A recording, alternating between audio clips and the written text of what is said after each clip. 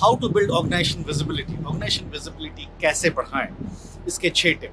पहला tip, first 3 to 6 months of joining your organization is very important to create the right impression, and the formula is drive high performance and use the performance to drive social equity। यानी अपने first 3 से 6 महीने में आपको output देना है, आपका expertise establish करना, और एक बार वो स्टैब्लिश हो जाए फिर इस मेरिट को, उस एक्सपर्टीज को यूज करते हुए अपने रिलेशनशिप्स बनाएं बॉसेस के साथ, पीयर्स के साथ, जूनियर्स के साथ। नाउ मैं अपना पर्सनल एग्जांपल दूंगा। जब मेरा इंटर कंपनी ट्रांसफर हुआ from India to middle east, मैंने शुरुआत में काफ़ी स्ट्रगल्स देखे because culture was different, right. तो I had to it's a client servicing industry, management consulting, तो मुझे समझना था कि यहाँ के नॉर्म्स क्या हैं, किस तरह से लोग डिलीवरेबल्स देते हैं, कैसे पैकेजिंग होती है, कैसे प्रेजेंट करते हैं। साथ में मैंने देखा मेरे colleagues they are all at same level, तो it was becoming a survival issue.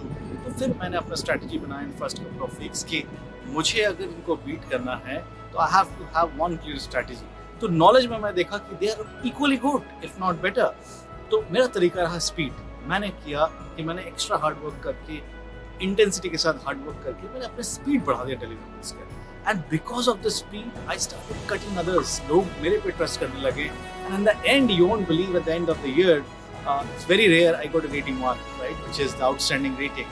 So I kind of, in a way, if you see in a competitive perspective, I defeated, I kind of overpowered, I showcased my performance, and उस basis पे मैंने फिर अपना relationship कायम किया partners के साथ, business leaders के साथ।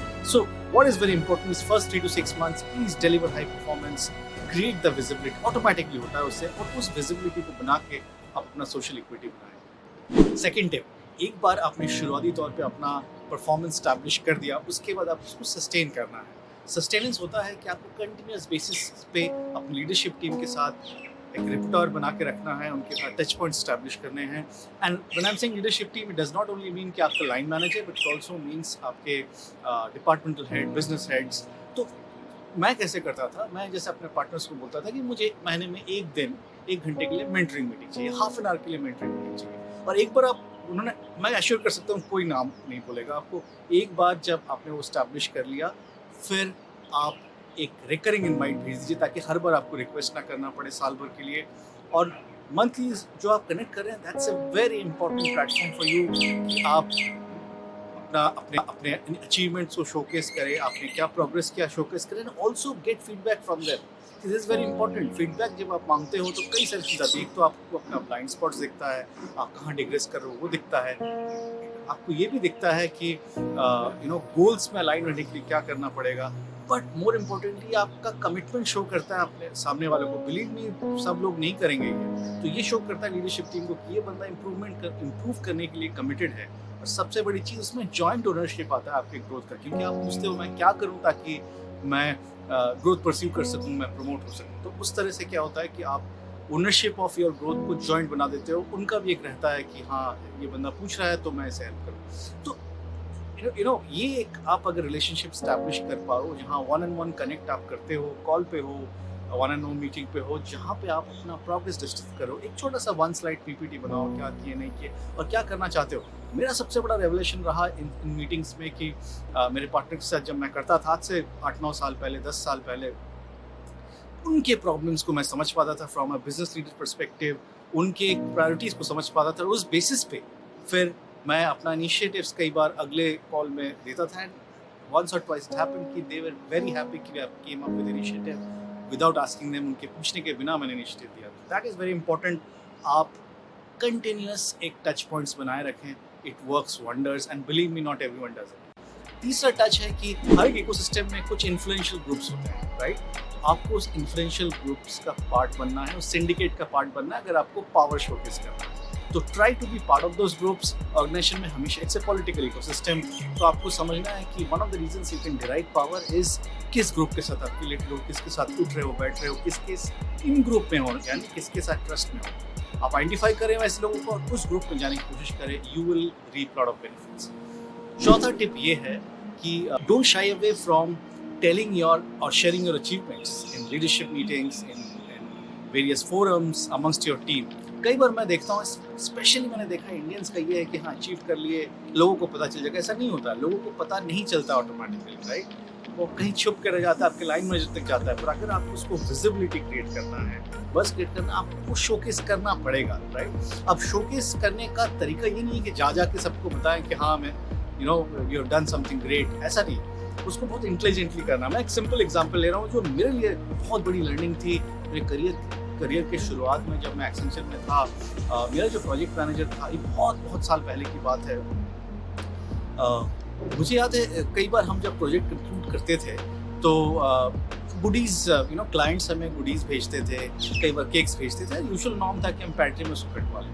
मेरे मैनेजर को मैंने देखा कि जब वो केक आया एक हमारे क्लाइंट से, तो उसने उस केक को लेके लीडरशिप मीटिंग थी, प्रैक्टिस लेवल मीटिंग थी, वो उस केक को वहाँ ले आया with proper elements of cutlery and stuff. और उसने शुरू में 5 मिनट में केक काटा और सबको डिस्ट्रीब्यूट किया। Now this is a wonderful way of saying that how good the project management team has perform, the project team has perform उस पर्टिकुलर प्रोजेक्ट में। और बिना स्टेट बताए उसको आपने सबको बता दिया कि the project team has really been very effective in delivering high performance to the client. So this is what I'm saying, you have to find innovative ways, सही तरीके निकालिए जिससे आप अपने achievements को showcase कर सकें.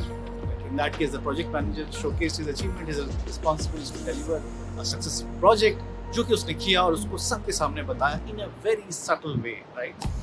The fifth piece that I would like to share with you is कि high priority initiatives, high visible initiatives, strategic initiatives, business critical initiatives को जरूर लें। कोई भी प्रोजेक्ट अगर आपको लगता है कि बहुत क्रिटिकल है बिजनेस के लिए, तुरंत जंप करें, क्योंकि your visibility and your acceptance in the wider leadership team depends on आपने business impact कितना किया। यहाँ एक छोटा सा डिस्टिंक्शन है हार्ड वर्क और बिजनेस इम्पैक्ट। हार्ड वर्क बहुत लोग करते हैं, रिजल्ट्स कम को मिलता है क्योंकि वो बिजनेस इम्पैक्ट ड्राइव नहीं कर पाते। और बिजनेस इम्पैक्ट ड्राइव करने के लिए 2 इंग्रेडिएंट जरूरत है। एक है आपका हार्ड वर्क एंड स्किल, दूसरा इंपॉर्टेंट है कि वो प्रोजेक्ट और वो डिलीवरेबल जो आप कर रहे हैं वो बिजनेस क्रिटिकल कितना है। कोई ट्रांजैक्शनल पीस अगर आप उठा लेते हैं तो वो बिजनेस क्रिटिकल नहीं है। तो आपको ये समझना पड़ेगा कि हाई प्रायोरिटी इनिशिएटिव्स को लेना है।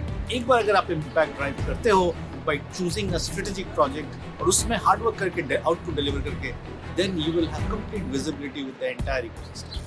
Last advice is, as an individual, don't leave your opportunities to connect with other groups. दूसरे ग्रुप के साथ कनेक्ट करने की अपॉर्चुनिटीज़ को मत छोड़िए।